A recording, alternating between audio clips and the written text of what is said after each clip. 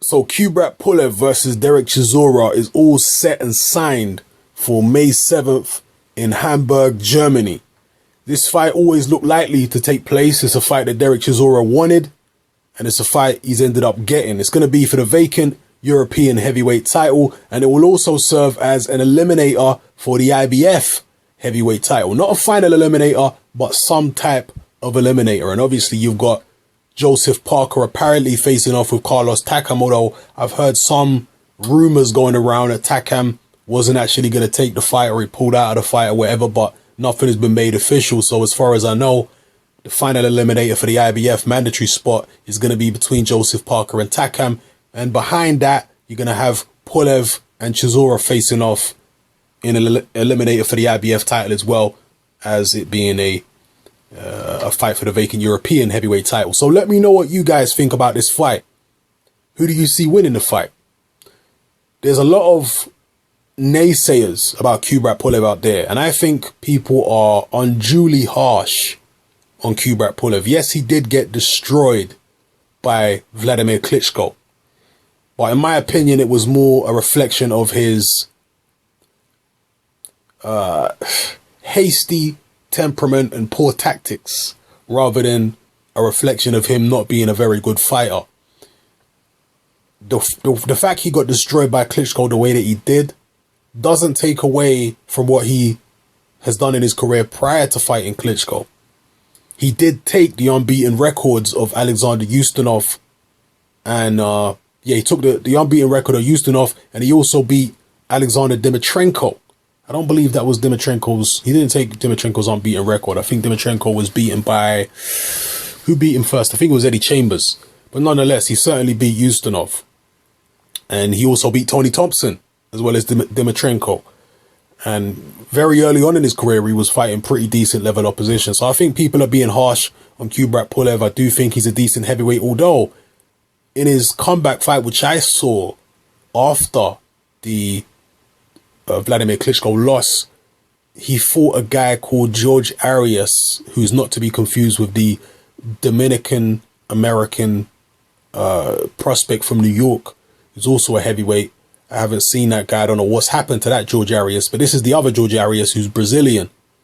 And Kubrat Pulev fought him and looked poor in that fight. He is obviously in a transitionary period where he's attempting to modify or adapt or change his style under a new trainer, and he was using a lot of holding tactics. You know, Kubrat Pulev has never been a guy that holds that much in most of his fights, but in this particular fight, he was holding all the damn time.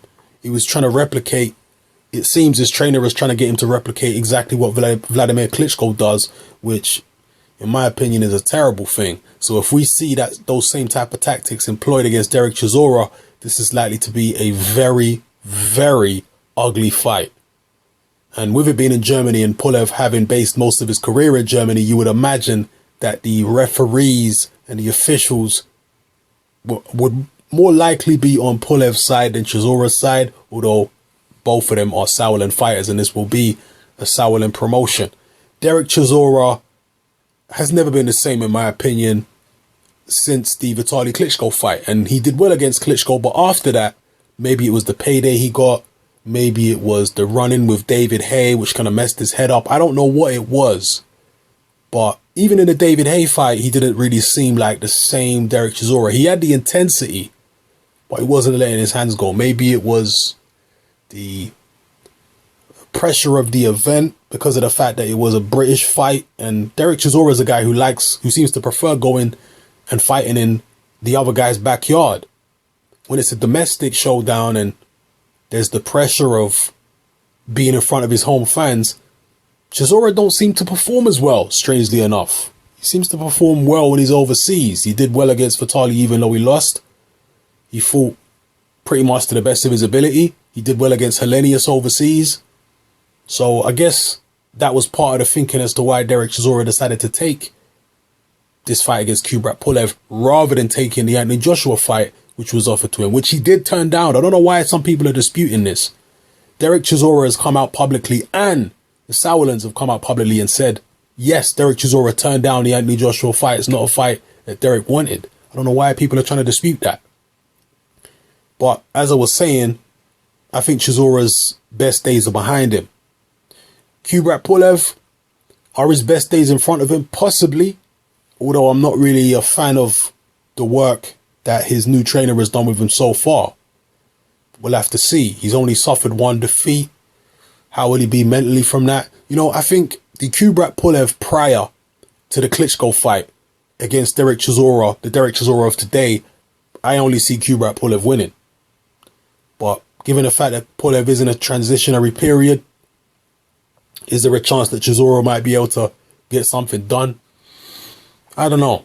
Personally, I'm definitely leaning towards Kubrat Pulev winning this fight on points. That's how I see it. Let me know how you see it in the comment section below. Please leave your opinions and views on this particular matchup, all right? And whoever you think is going to win, how do you think they're going to fare?